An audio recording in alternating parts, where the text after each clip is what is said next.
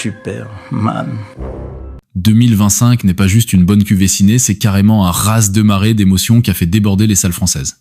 On a ri, on a hurlé, on a parfois retenu notre souffle sans même s'en rendre compte. Et pourtant, avouez-le, entre bande-annonces tapageuses et hype TikTok, il devient presque impossible de savoir quel film mérite vraiment votre précieux billet. Alors voilà le plan. Je vous embarque pour un tour express des 12 œuvres qui ont retourné les fauteuils rouges et mon petit cœur de cinéphile. Au menu, remakes qui explosent des compteurs, thrillers sous adrénaline, monstres galactiques et même un blues vampirique sorti d'un autre monde. Je réorganise tout, j'ajoute 2 pépites que personne ne voit venir et je glisse mes impressions parfois très personnelles pour que vous sachiez à quoi vous attendre avant de foncer au multiplex. Prêt à découvrir ce qui se cache vraiment derrière l'écran de 2025 ? Accrochez-vous, on ouvre le rideau sur un remake Disney qui a franchi la barre du milliard, mais croyez-y moi, la suite va encore hausser le niveau. Nous avons appréhendé un dangereux spécimen. Où est-il ? Ohana, et 1 milliard d'entrées plus tard, l'adorable petit alien bleu règne encore sur la planète ciné. Le remake live-action de Lilo, Stitch a pulvérisé tous les pronostics, devenant le premier film de 2025 à franchir la barre du milliard de dollars au box-office mondial, exploit que même Disney n'osait plus promettre à ses remakes. Loin d'un simple copier-coller nostalgique, le film réinvente l'esthétique aquarelle d'Hawaï en une explosion de lumière tropicale, où chaque grain de sable semble prêt à vous coller au ton. Et la fête ne s'arrête pas. Une suite est déjà dans les tuyaux, avec son co-créateur original au scénario, promesse d'un second round encore plus délirant. Perso, j'ai vu la salle entière fondre quand Stitch improvise un haka tout chiffonné avant de semer le chaos dans un hôtel de luxe, preuve que le petit monstre garde toute l'ingénuité de 2002 tout en surfant sur l'humour TikTok. C'est solaire, bruyant, parfois hyperactif, mais impossible de ressortir sans un sourire grand comme Moïse et une envie furieuse de se mettre au ukulélé. Mais si les plages hawaïennes vous ont rassuré, accrochez-vous, la mort, elle, n'a jamais pris de vacances. Destination finale, Bloodlines. Une inauguration glamour, sans mettre dessus du vide, et soudain le sol craque, rien qu'à l'écho du premier crush, la salle entière a retenu son souffle. La Skyview Tower devait être la nouvelle fierté de la ville. Elle devient le tremplin d'un retour en fanfare pour la faucheuse la plus inventive du cinéma. Ce 6e opus ne se contente pas d'empiler les morts spectaculaires. Il transforme le banal en piège pervers. Une planche de surf mal rangée, un ventilateur de plafond innocent, un simple cordon d'écouteurs, tout est prétexte à une réaction en chaîne aussi sadique qu'imprévisible. Le plaisir coupable ? Décortiquer chaque cadrage à la recherche du détail qui trahira la prochaine catastrophe, et se tromper quand même. Petit aveu. J'ai beau connaître la formule, le clic du harnais qui lâche dans la scène du rooftop m'a fait bondir de mon siège, popcorn projeté, voisin hilar, dignité envolée. C'est précisément pour ça qu'on revient, la promesse d'un final où, malgré nos prédictions, la mort gagne toujours la dernière manche. Et si un simple accident peut bouleverser des vies, imaginez ce qui arrive quand le chagrin décide de forcer les portes de l'au-delà.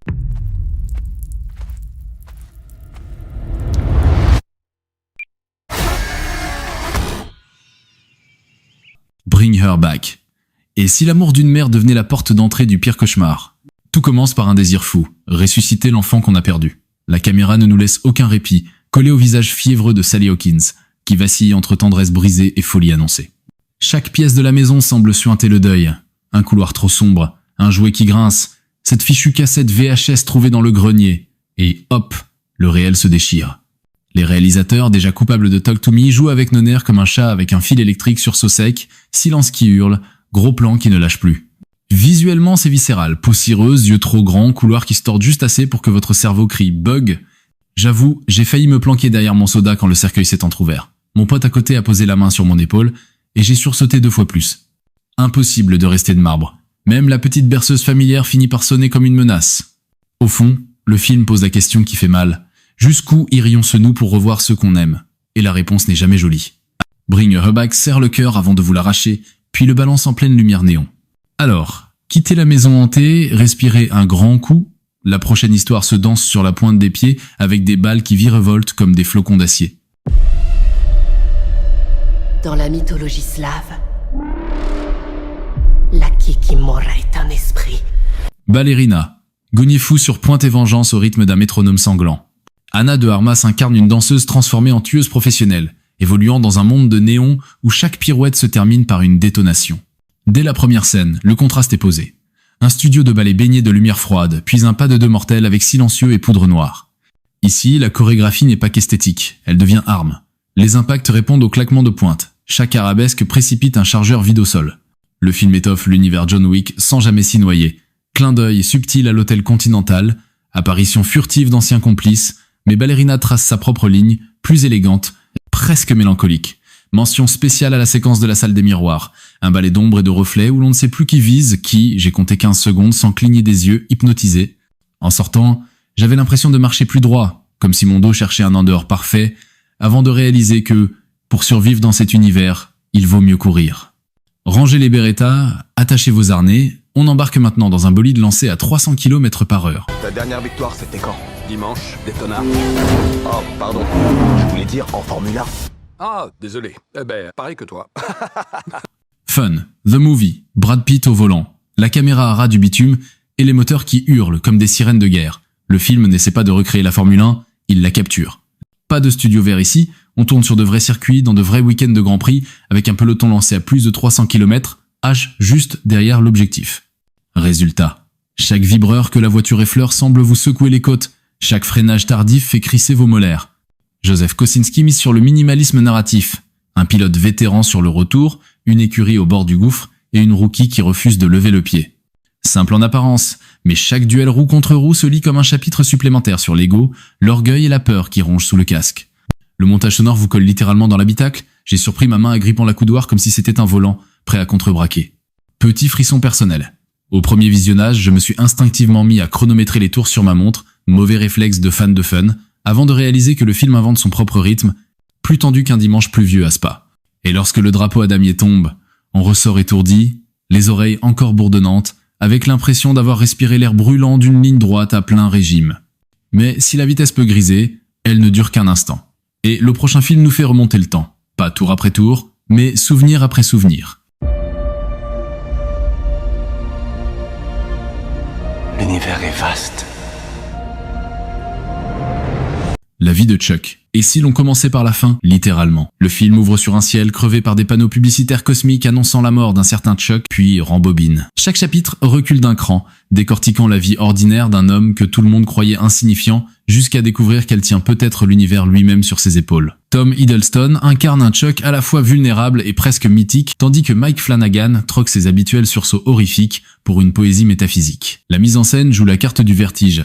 Un simple salon se dilate en galaxie. Un flash de souvenir devient supernova. J'ai littéralement senti le fauteuil basculer quand la caméra traverse un globe terrestre pour plonger dans un souvenir d'enfance, un voyage intérieur qui rappelle que chaque existence, même discrète, peut cacher un big bang personnel. Petit clin d'œil perso, ce moment m'a ramené à mes nuits d'ado passées à scruter les nébuleuses avec un vieux télescope bancal, persuadé qu'elles avaient un secret à me chuchoter. À la sortie, je me suis surpris à écouter le battement de mon propre cœur, comme si chaque pulsation pouvait laisser des traces lumineuses derrière elle. C'est beau. Un brin hallucinant. Et ça donne envie de célébrer les petites étincelles de nos vies avant qu'elles ne s'éteignent. Et puisqu'on parle d'étincelles, préparez-vous à en voir jaillir sous les ailes d'un dragon, plus vrai que nature.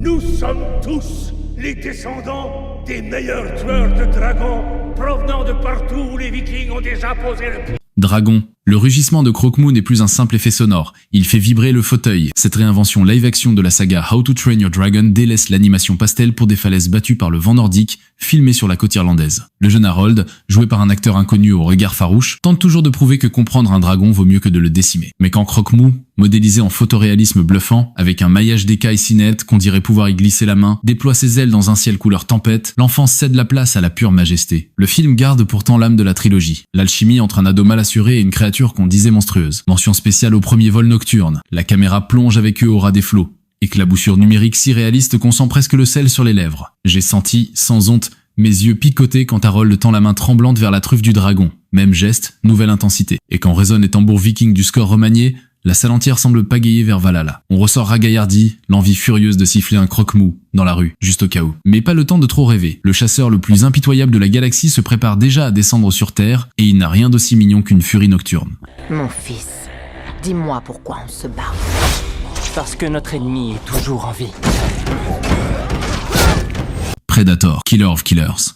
Le chasseur ultime tombe le masque pour chausser un casque de corne viking, une armure de samouraï et un blouson d'as de la WWE, le temps d'un carnage animé hors norme. Le concept, 3 segments historiques reliés par une même question. Qui, dans l'histoire de l'humanité, mériterait d'affronter le Predator? Réponse. Un berserker à la hache qui hurle sur les fjords gelés, une Ronin silencieuse dégainant plus vite que l'éclair, et un pilote allié enfermé dans son bombardier en flammes au dessus du Pacifique. Chaque morceau adopte un style visuel unique, très épais, encre rouge qui éclabousse pour l'âge des Vikings, aquarelle estompée, et katanas fulgurants pour le Japon féodal, cel shading crasseux, mitrailleuse en ombre chinoise pour 1944. Le résultat, un triptyque brutal, presque artistique, qui redonne à la franchise tout son mordant. Petit pari entre potes. J'étais sûr que le Viking gagnerait une pizza sur la table. Mauvais calcul. Il faut plus qu'un cri de guerre pour survivre à un canon à plasma. Résultat, j'ai payé la pizza tout en applaudissant la créativité du massacre. Et la dernière minute surprend tout le monde. Une révélation qui reconnecte ces batailles à l'univers principal, tease la suite live actions et donne envie de hurler. Encore. Vous pensiez avoir tout vu? Accrochez-vous car les perdants magnifiques du MCU s'apprêtent à prouver que parfois il faut être méchant pour sauver le monde. Peut-être qu'il faut que je vous montre ce dont je suis capable. Thunderbolt. Quand les anciens méchants passent de l'autre côté de la ligne, tout l'échiquier Marvel se retrouve chamboulé. Imaginez la morgue glaciale du soldat d'Oliver, la répartie cinglante de Yelena Belova, les bourrades d'ours mal léchés du gardien rouge, puis balancez-elles dans une même fourgonnette, direction mission kamikaze pour le compte d'un gouvernement louche. C'est la recette explosive de Thunderbolts.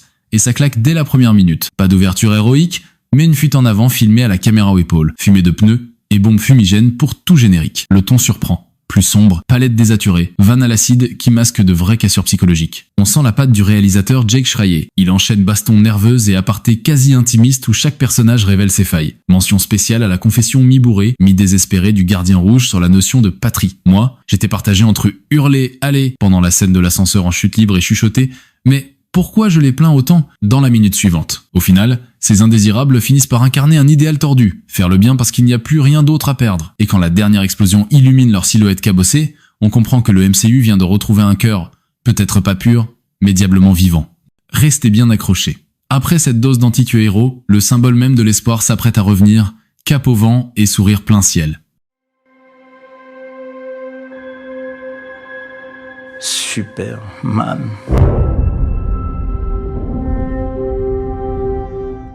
Superman, un symbole d'espoir remis à neuf et, surprise, un héros à 4 pattes qui vole, presque, la vedette. James Gunn range son humour corrosif pour retrouver la candeur Silver Age, couleur primaire, ciel bleu à perte de vue, et un Clark Kent tout neuf, campé par David Corenswet, qui croit encore que dire bonjour peut changer la journée d'un inconnu. Dès l'ouverture, le film annonce la couleur. Un sauvetage express d'un train à hydrogène lancé plein pot, musique orchestrale grand angle, puis Crypto, le chien de l'espace, surgit pour récupérer d'une truffe le wagon de marchandises qui s'échappe. Le public, hystérique. Moi j'ai failli étouffer de rire. Et d'émotion pure. Le scénario n'essaie pas de réinventer Krypton. Il le raconte avec simplicité, puis enchaîne sur Metropolis, plongé dans une lumière chaleureuse qui rappelle le vieux cinémascope. Lois Lane, Rachel Brosnahan, mitraille ses questions. Lex Luthor, Nicholas Hoult, ourdi sans moustache à Twister, et chaque affrontement se gagne moins par la force que par un discours qui vous donne envie de relever la tête. On ressort le cœur gonflé, pas besoin de grimaces sombres pour sauver le monde.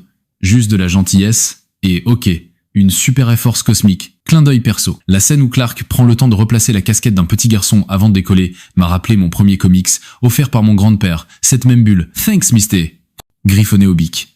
Le film réussit à rappeler. Sans mièvrerie, pourquoi la cape rouge flotte depuis plus de 80 ans? Elle nous dit qu'on peut toujours faire mieux.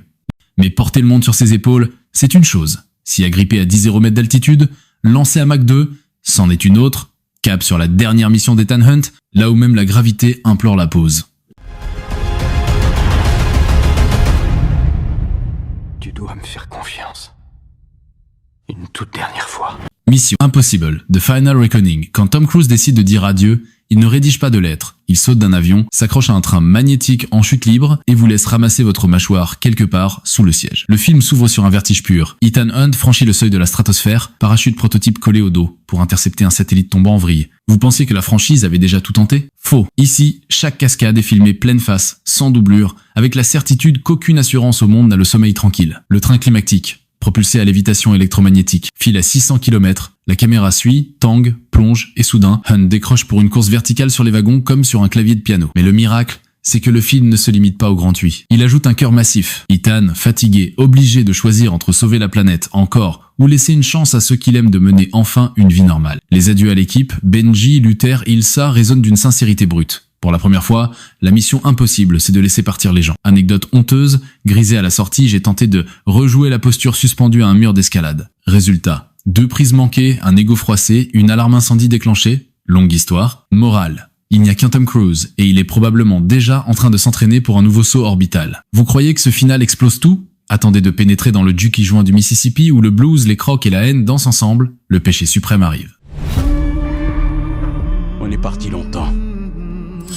Maintenant, on est de retour. Sinners. Quand le blues du Delta résonne de crocs affamés, la nuit n'a jamais paru aussi brûlante. Mississippi, années 30.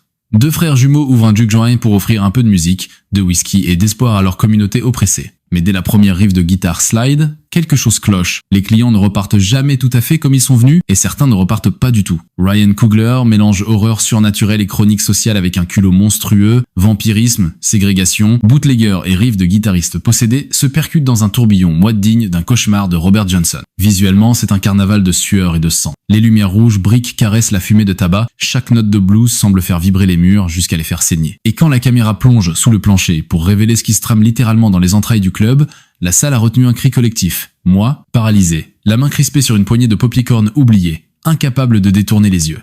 Mais Sinners n'est pas qu'un déluge de ténèbres. Entre 2 attaques de créatures, le film rappelle que la véritable horreur peut aussi porter un visage humain.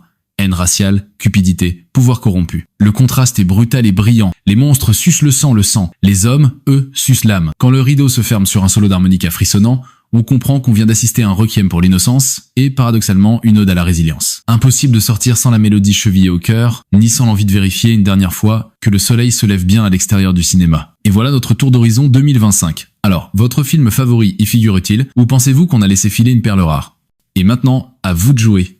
12 salles, 12 ambiances, une année qui aura fait battre nos cœurs à un rythme de batterie jazz. De la tendresse hawaïenne de Lilo, Stitch aux abîmes sanguinolents de Sinner, 2025 prouve qu'il reste toujours un écran prêt à nous bousculer. Et on n'a même pas parlé des outsiders qui frappent déjà à la porte, l'origin story étincelante des Fantastic Four, First Steps ou le buzz horry comique inattendu de Compagnon. Bref, la fête n'est pas finie. Maintenant, dites-moi tout. Quel film vous a secoué, fait pleurer ou carrément fait sortir du siège ? Le top est justice ou hérésie ? Les commentaires sont à vous, et je me prépare à compter chaque pouce levé et chaque désaccord passionné. Si cette virée ciné vous a plu, lâchez un like, abonnez-vous, activez la cloche, oui. Cette petite cloche qui empêche l'algorithme d'enterrer nos élans de passion, et partagez la vidéo avec le pote qui croit toujours que 2024 était imbattable. Et gardez vos tickets de caisse, dans la prochaine vidéo, on part à la chasse aux 7 pépites indépassées sous le radar en 2025. Vous pensez avoir tout vu ? Spoiler, pas encore. On se retrouve très vite dans l'obscurité rassurante des salles, ou dans la lumière bleutée de vos écrans.